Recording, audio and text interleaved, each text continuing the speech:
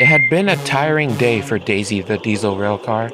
She had had to cover one of Percy's goods trains, and the trucks had given her no mercy. She was ready to leave for the sheds, but was called to the station by Sir Topham Hatt. "Ah, Daisy, Duck is unable to build up enough steam, so I'll need you to take his last service to Harvick, please." "Well, sir, my springs are feeling a bit worn, and, yes, sir." Needless to say, Daisy wasn't looking forward to the extra trip. "Enjoying it, Daisy? Shut up." Fortunately, her run went smoothly. Sea breezes filled the air as she rolled along. Afterwards, she traveled back to Arlesborough Sheds, too tired to head back to Tidmouth. Oliver and Toad warmly greeted her. "It's not every day that you spend the night here, ma'am. It reminds me of all the auto coaches on my old line." Daisy was flattered. "You're all too kind, really. Not like I'm new to this reception of flattery, though. It's just what comes with such magnifique potentiel." She paused impressively. "Well, how was your trip down here?" "Would I be lying if I said that I didn't enjoy the scenery here? That's fantastic." Excuse me? She was about to say more when she heard a faint quacking sound. She grew more confused when the sound followed Donald, who had brought Duck back to the sheds. "I say, whatever is that noise, Donald? Young quacking? That's way Dilly. She's nae new around this line." Daisy was puzzled. "So you're telling me that Donald carries a duckling with him?" "Oh, that's from some banter between him and I when the branch was being restored. A rather funny story it is, really." "I see," said Daisy, even though she didn't. Duck found himself visiting the works for an inspection. "Take care of the branch for me." Daisy was assigned to help out in the meantime. That morning, she was waiting for a connection with Donald's passengers. He arrived, humming to himself all the while. Daisy looked over. There again was the strange duckling.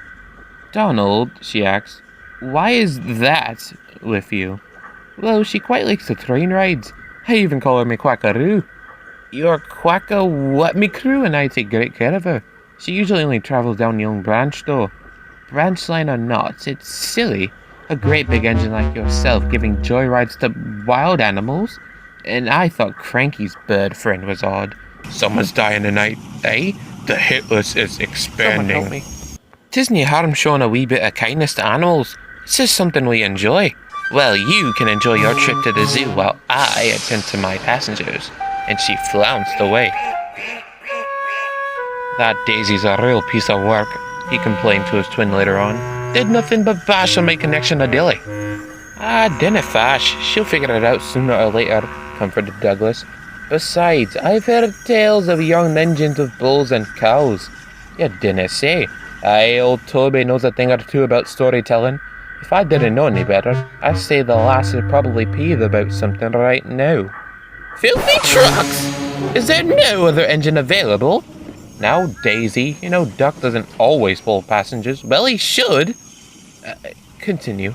"And you'll be treated with a nice rest afterwards, so let's get it over with." Huh, so much for potential. Daisy's journey went uneventful until she neared the pond, that is. "I think that with all these engines, somebody else could take the... What is... Oh, driver, quickly!" With brakes screwed on, Daisy stopped with an unwelcome bump. She looked down. There ahead of her stood a flock of ducklings. Some stared at her, curious at the noise she made. "What the... Go on, shoo! Shoo!" she honked. "Never mind, Daisy. We'll handle this." Her driver and guard worked together to shoo away the ducks. They thought they were finished until they were startled by a loud "Ooh!" Both walked back, only to see a startled Daisy with a duckling on her front. "What's it doing? Get it off me!" Well, well, chuckled her driver. "It seems that she likes you." "But I don't. She's endearing?" "Of course. Ducks mean no harm.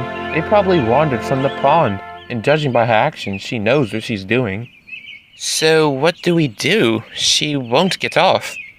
Well, we could bring her along. What? Why not? It can't be that bad.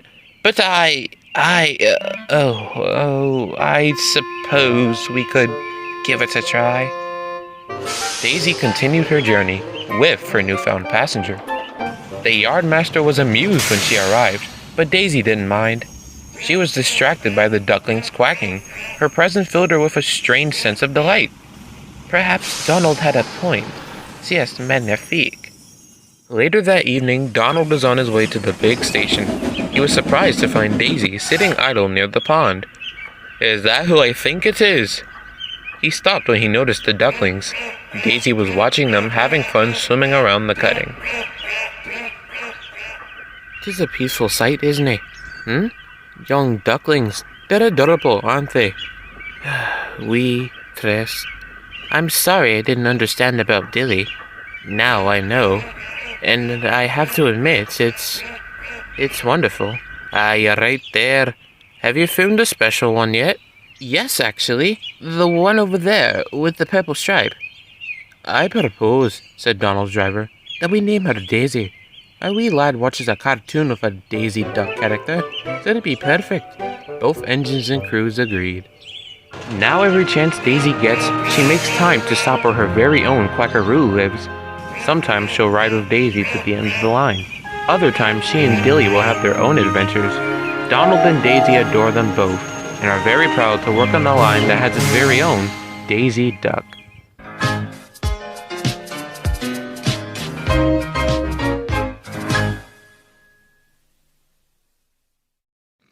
Huey, I'm back. What is... Oh.